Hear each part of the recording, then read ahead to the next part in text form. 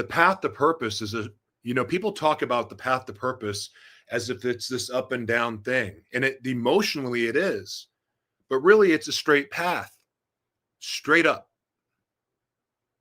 with all the challenges and all the obstacles. You can fact check that. That may not be accurate, but just go with the analogy for me, please.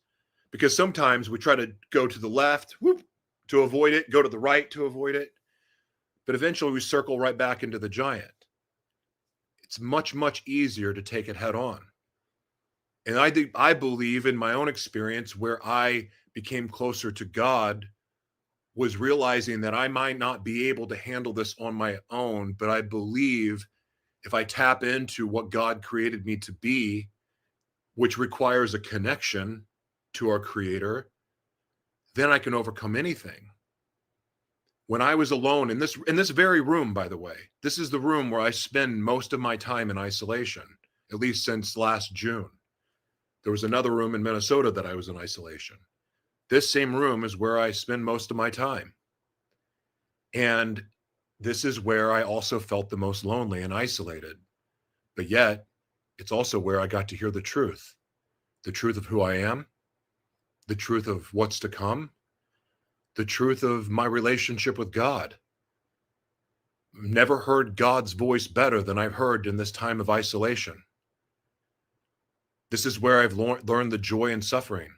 Suffering's not a bad thing. Suffering shows us really just how human we are. It's part of the human experience. And it also gets to lead to the greatest blessings of our life. And with all the modern convenience and other things that we have, the escapism, we have an escape at our fingertips. Escape into virtual reality, escape into porn, escape into gambling, escape into dating apps, escape into social media, escape into creating even, which is probably a better outlet. But all the escaping takes us further and further of who we are.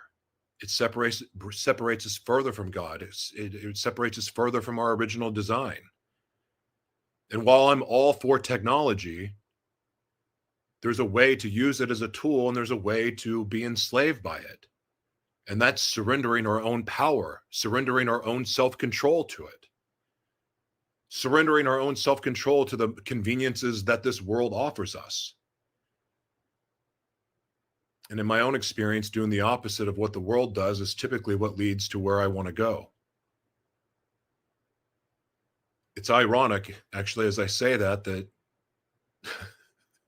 one of the most human things that we can do is to deny what most humans do.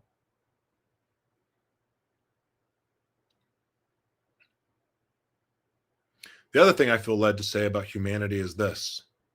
Part of humanity is understanding that essentially we're all brothers and sisters in some way. And yet we see each other's differences and we criticize each other for them. We ridicule other people for them.